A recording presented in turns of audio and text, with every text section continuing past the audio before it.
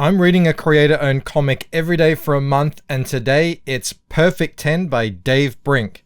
And first off, you can obviously see I am looking at this digitally, so I apologize to the colorist, who I believe must be Daniel. The colors are going to look a little bit blasted out, but there's nothing I can do about that. Perfect 10 is a book. It's a superhero book that I've been hearing about for years now, probably 5 years. And me being stubborn, I've always said, look, I kind of done my superhero time. I want to try some new things now. And I just sort of ignored it. But people kept saying to me, you've got to read Perfect 10. I've met Dave Brink a ton of times on streams. I've promoted his stuff a ton of times. It looks fantastic. It sounds great, but I just never actually dove into it. So I was super excited to finally jump in and read me some Perfect 10. And I have to say, it does not disappoint at all. Even like someone like me, who's not normally into superheroes, I found it excellently written, fun story. And for someone who, Dave is not he's not from America or anything. I believe he is from the Netherlands. So English, I don't know if English they consider English a second language over there. I know everyone speaks English over there, but it is really, really well written and really well paced. So Perfect 10 starts, and look how it starts off. You get a naked lady fighting a giant red wolf thing. This is 10 here, and we very quickly learn that she's been created in a lab, and she has no memories of anything.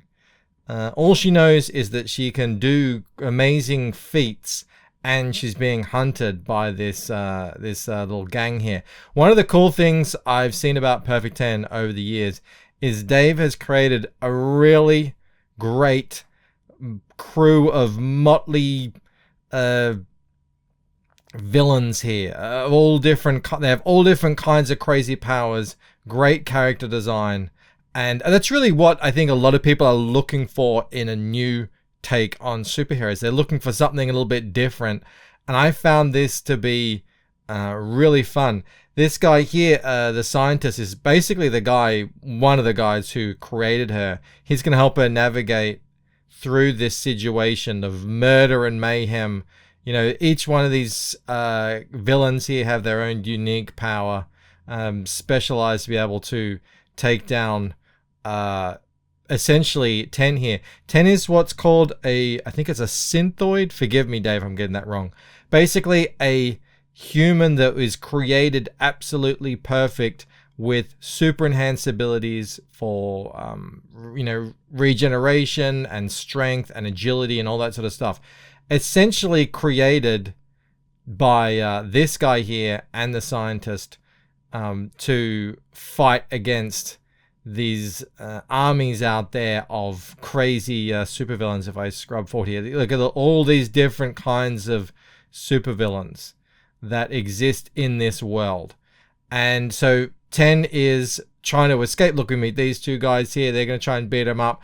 I mean, it's a very straightforward story, but I feel like there's a lot in there.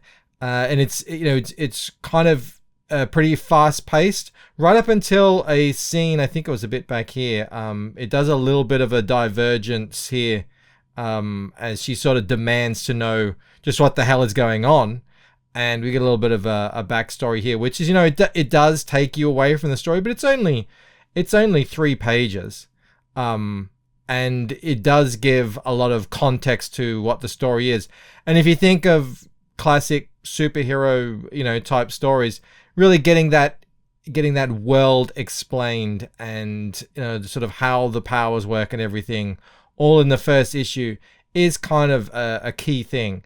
And I think Dave really, really nails that. So yeah, look, I wouldn't say I'm a convert to superheroes, but I am looking forward to reading more and seeing what 10 gets up to. And again, I really do like how all the villains have their own, weird, crazy, unique power sets. Look, we've got these two brothers that are obviously super strong. And then we've got this man here who's like, he's a walking rose with covered in thorns. It's crazy. It's wacky. I think it's a great addition to the superhero pantheon out there.